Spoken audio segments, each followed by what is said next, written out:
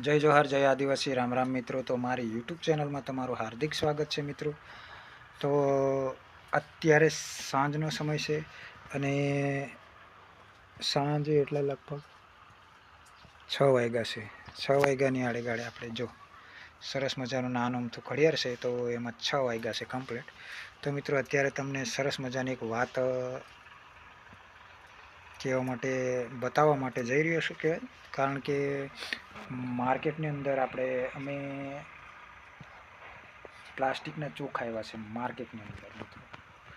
જે ચોખા તમે કદાચ કોઈક જોયા હોય, ખાધા પણ હશે, ખબર નહીં હોય, પણ અમે ગામમાંથી એક ચોખા લાવ્યા ને 1 કિલો ચોખા.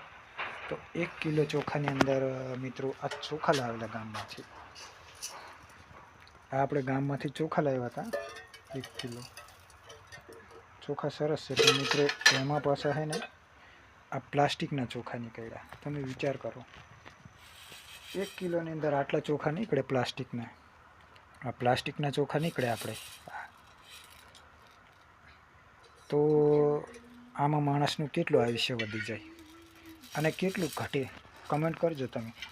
આટલા બધા ચોખા આપણે ખાઈ જઈએ એટલે માણસની કન્ડિશન કેવી થાય, કેવા નવા રોગ થાય. નવા રોગ થવાનું કારણ આવું છે મિત્રો. આપણે પ્લાસ્ટિકના ચોખા આવી રીતના ખાઈ જઈએ ને એટલે આપણને કોઈ અંદાજ વગરનો રોગ આવી જાય અને પછી એનું કોઈ નિરાકરણ નહીં આવે. મયરા સિવાય કોઈ બીજો છૂટકો જ નહીં આવે. તો આવા પ્લાસ્ટિકના ચોખા ખાવાનું, માર્કેટની અંદર સાવધાન રહેવાનું અને આ જોઈ લેવાના. દુકાનની અંદર ગમે ત્યાં લઈને તો જોઈને લેવાના મિત્રો. 40ના ભાવના ચોખા લાવવાના. 40ના ભાવના ચોખાની અંદર આટલા ચોખા નીકળ્યા પ્લાસ્ટિકના.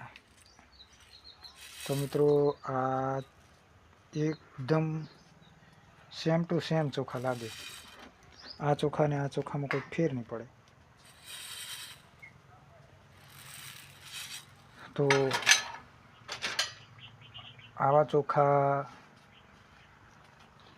જોઈને લાવવાના અને સાવધાન રહેવાનું. તો શું તો મિત્રો અમારો વિડીયો તમને આ ચોખાની કમેન્ટ કરજો અને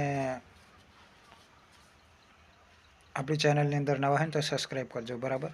ચોખાની ખાલી તમને મેં એક માર્કેટમાં આવેલા ચોખા છે એ સરકારશ્રીની એવી આપણે પ્રાર્થના કરવાની કે આ માર્કેટની અંદર આ ચોખા આવેલા છે ને તો એને બંધ કરવા જોઈએ. કારણ કે આ ચોખાથી આપણને ઘણું બધું નુકસાન થાય છે. શરીર માટે હાનિકારક વસ્તુ છે પ્લાસ્ટિકના ચોખા. એટલે